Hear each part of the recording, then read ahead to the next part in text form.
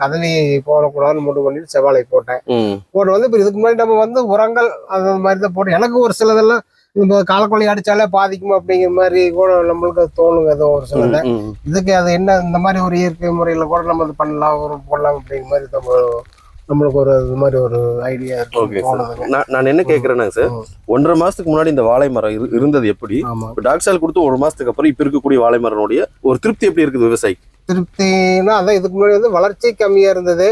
அந்த இலைகள் வந்து ஒரு வளர்ச்சி வந்து ஒரு விரிவான ஒரு இலை அந்த இது இல்லை.